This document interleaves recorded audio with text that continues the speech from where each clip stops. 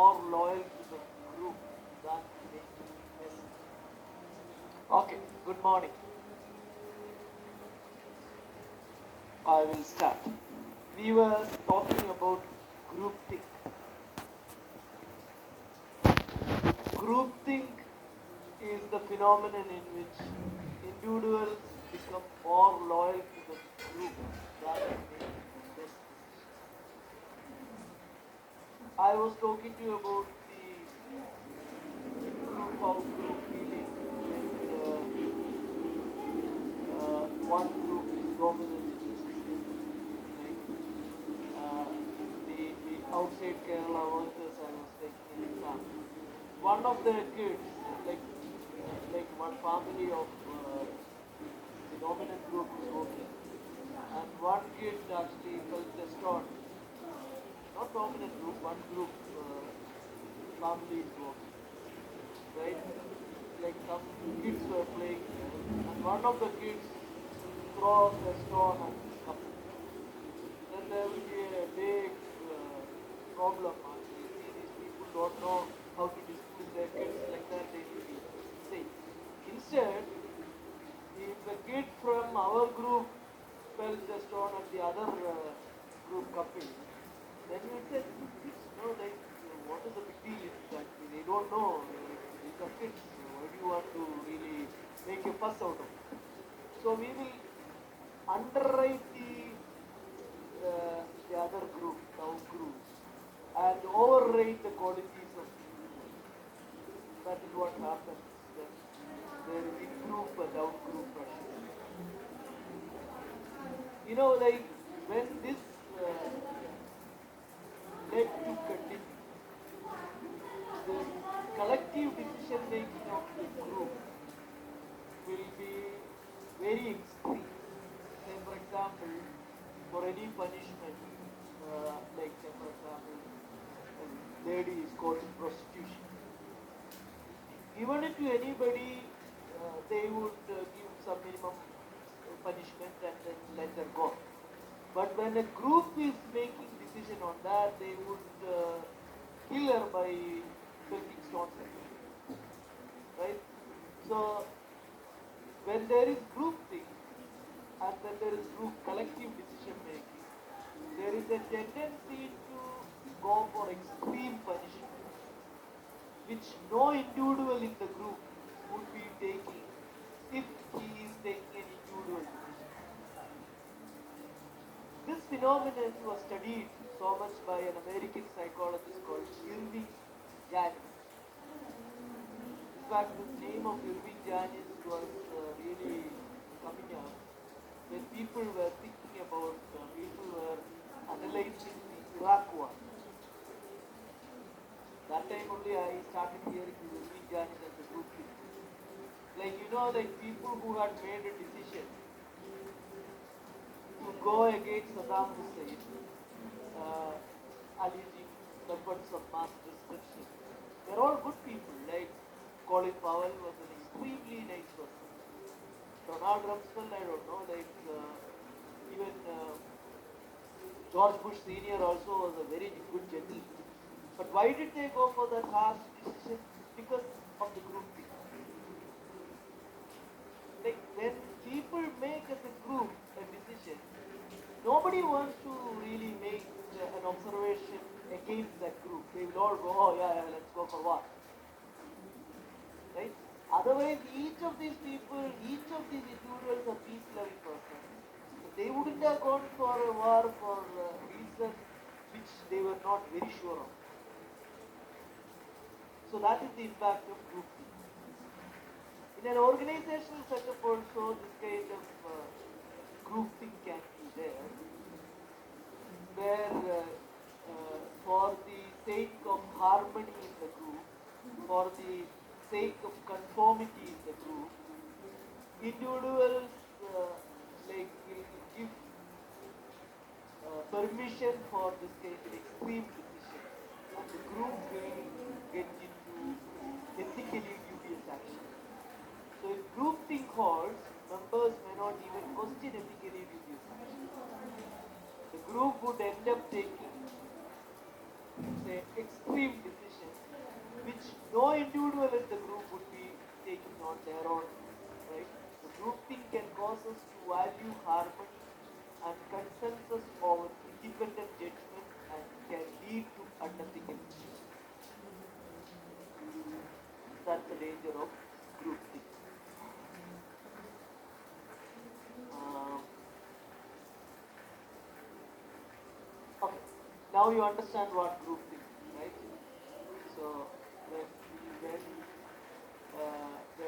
group and out group feeling, the in-group significantly overrate its own abilities while underrating the abilities of the out-group.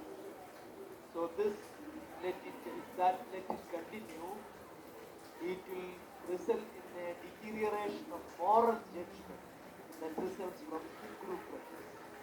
That is what we refer to as groupthink. Okay. So what's another?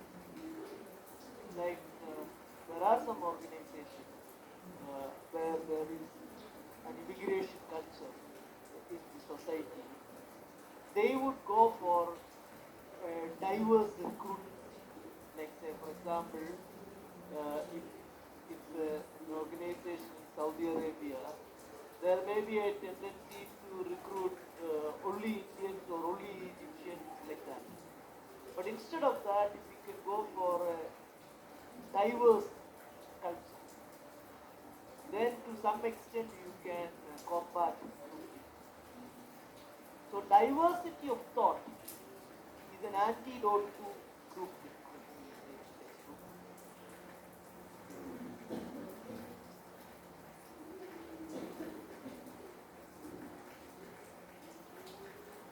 So diversity of thought is an antidote to groupthink and can improve adherence to ethical values. Right? So this can improve adherence to ethical values, and that's what you should try in such situations. Like instead of really having like one type of people having some ideas that group pressure can really grow, and then that group might be taking extreme decisions. But when you are having representatives from various viewpoints, they will be making fewer extreme decisions, and this kind of fewer assumptions will result in more ethical decision making. And when you have diverse group, they will discuss ideas resulting in fewer decisions, fewer extreme decisions. So, greater diversity should mean evaluation of more viewpoints and a higher probability that all relevant issues will be addressed. So, you understood what is diversity, sorry, what is groupthink. That's a phenomenon in which group make extreme decisions which no individual in the group would be there to make. That is groupthink. That's a dangerous association with that. What is the remedy? Diversity of thought. When there is diverse group in the organization, they would consider all viewpoints before coming to a decision. So there will be fewer extreme decisions. That's a good thing you can do in organizations to avoid groupthink. Okay. Now we are going to get into one IMA titled Values and Ethics from Inception to Practice. Let me see who else has joined.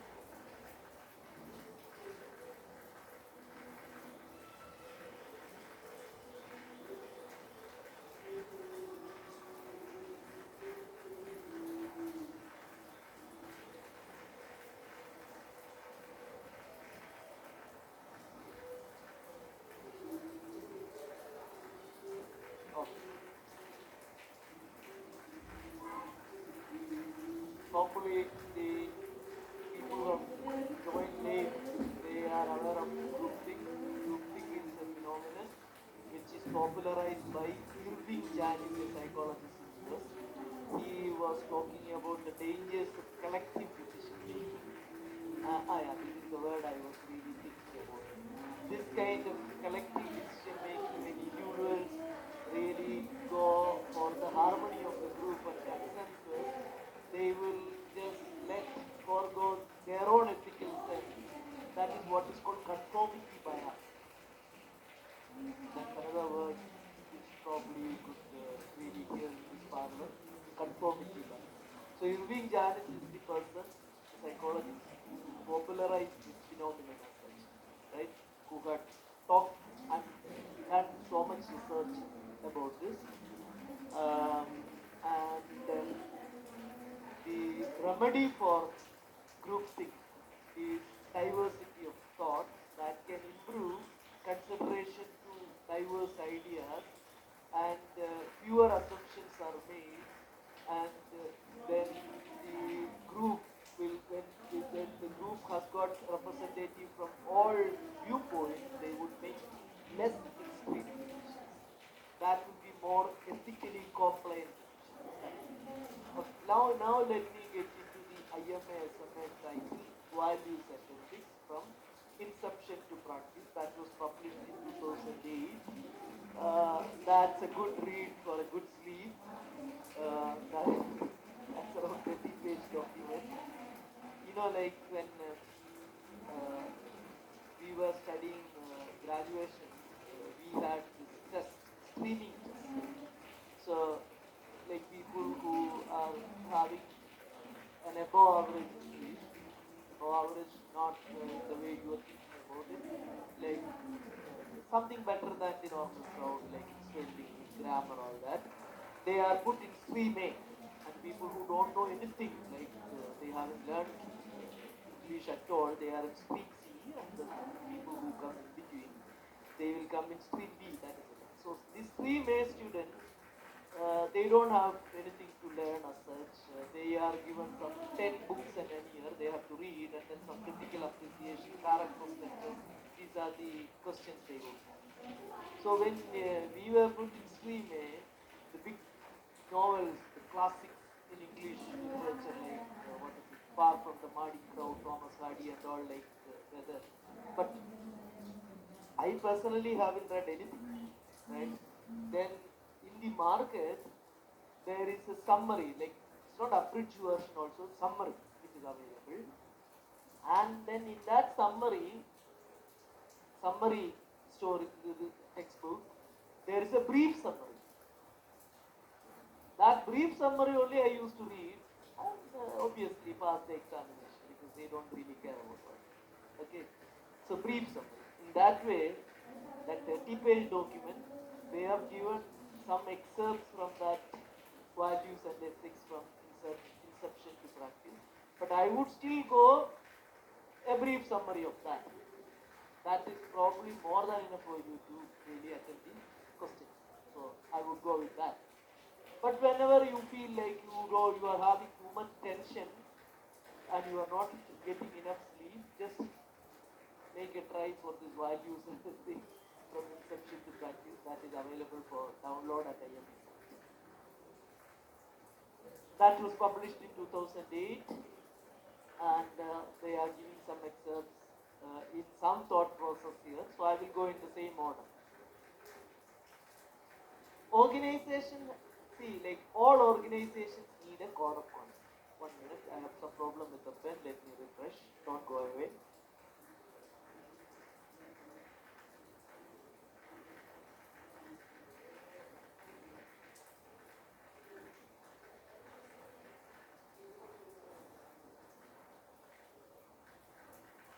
Am I audible, Terence? No? Can you hear me now?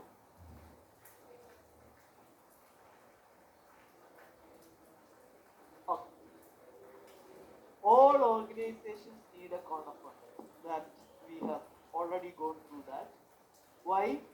Organizational behavior needs to be defined and deployed in a way that drives individual behavior of employees in a manner consistent with the defined expectation of the organization. Right? That's the reason that organization should have a code of conduct.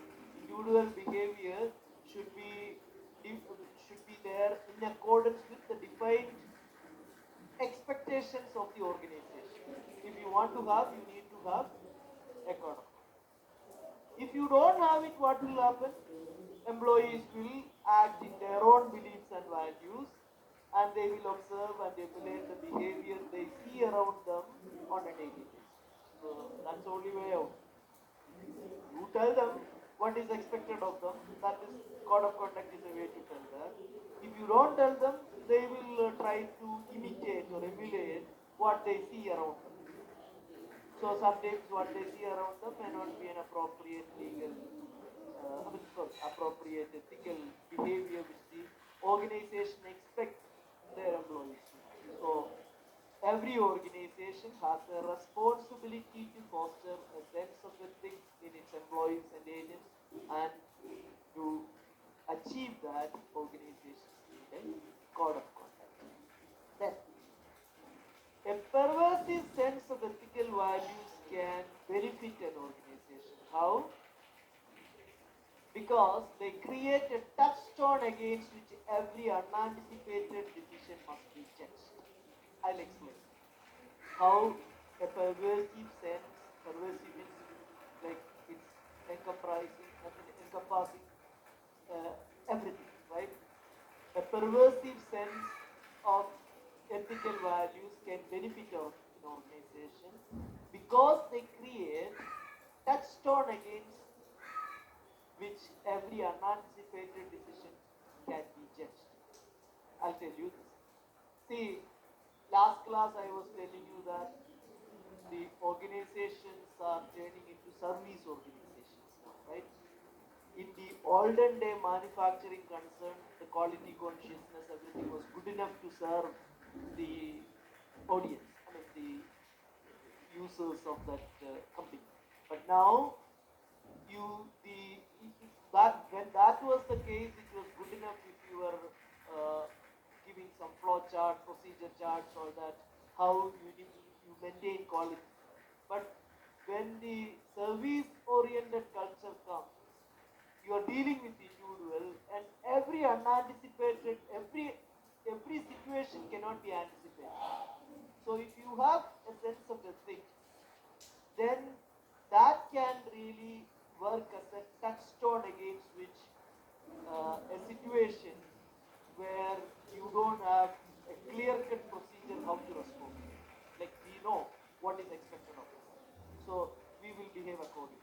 So what to do when the procedures are not very clear will be answered by the this kind of ethical, the sense of ethical values.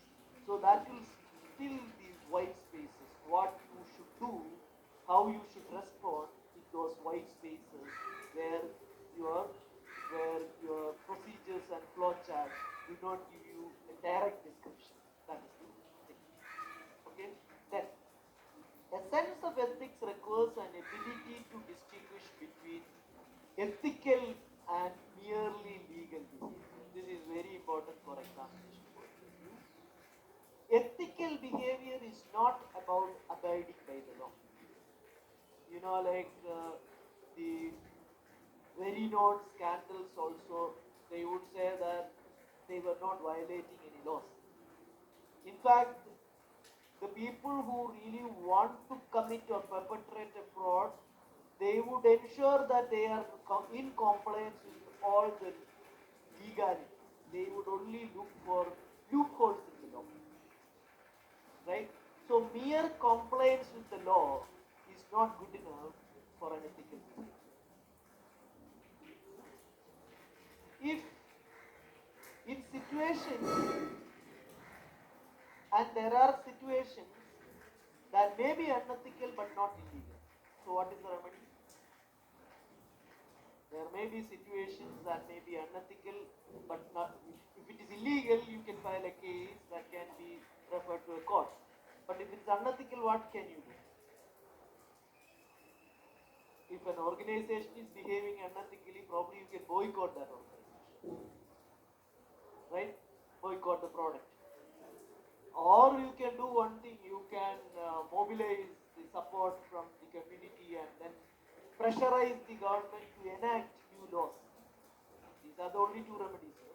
Like if the organization is behaving unethically, if there is a legal remedy, you can file, the society or the people affected can file a case against that, and then the matter can be before the court. But if then the issue is not illegal but unethical, then you can pressurize the legislators to make another law, which will take some time, right? And other immediate solution could be to boycott the products of the company. In any case, actually, that is not in the interest of the company, and the company would lose the confidence of the people. So you should really distinguish ethical behavior versus merely legal behavior. Mere legal compliance is not good enough. Ethical behavior is not about abiding by the law. Individuals and organizations can legally and still be acting unethically. So that is very evident if you analyze the famous scandals like Enron, Hollinger, all that. They were actually finding the loopholes in the accounting standards and then were trying to really make use of it. Actually, to combat that, the accounting standards had to be refined, and then some changes were needed in the accounting standards to address those issues. Okay, so that's about this thing. So when you have a good ethical sense, that goes really too much beyond the mere legal behavior. Mere legal behavior is not good enough for any organization. Okay. Leadership by example. Leadership by example, tone at the top, these are normally referred to as synonyms, right? Uh, so you can really, you see, it's, it's not good enough if the management gives some pep talk, right? So this is what we need. They talk about high values, but if they don't show their own example, then it's of no use actually. They should walk the talk. That is it. So people tend to believe what they see rather than what they are told in the company pep talks. In order for a code of ethics to be effective, its application must be demonstrated by those in positions of power and leadership. So the leaders must be seen living and managing by the code of ethics. That so leadership should be living by the code of conduct. That is really needed. They should walk the talk. It is not good enough if they just encourage people to do that. So for a code of conduct and for an ethical sense to be prevalent in the organization, leaders should follow them first. They should give leadership by example. Then only they should be able to set a tone at the top. That's really important. Then human capital you have heard of. Like human capital is something which you need to really develop, right? You have heard of that word. What does that mean? It means that human capital is a critical asset in the organization, which you should be developing, right? Today's organizations are learning organizations, so the people knowledge is what defines the organization. So you should really try to improve the human capital. That's important to an organization, creating a climate where doing the right thing is expected, right? So human capital is a critical asset. Humans create the innovation that generates new products or services and finds unique ways to undertake work in more cost-effective ways. When you develop human capital, they will find better ways to do things and more cost-effective ways that will be advantageous for the company.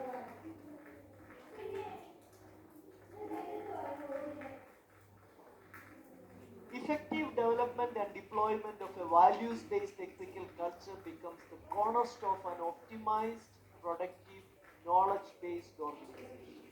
Right? An organizational code of ethics must therefore be used as a benchmark for higher education. So when you consider human capital and its development as very important, what you should do actually, like you should attract the right people to your organization. So that means the what kind of ethical sense you would like to have in an organization should be there as a benchmark in your hiring decision. When you recruit people, you should really see whether you are attracting people who can go well with the ethical expectations or the personal codes of those employees are in alignment with the ethical organizational expectations. So unless you are hiring such people, it may be difficult because that's the way, like when you purchase an asset, a capital asset, you would see whether that would meet your requirement. Similarly, when you recruit an employee, you should see that that employee is having the right mindset, so he can so that he can align his thought process with the organization.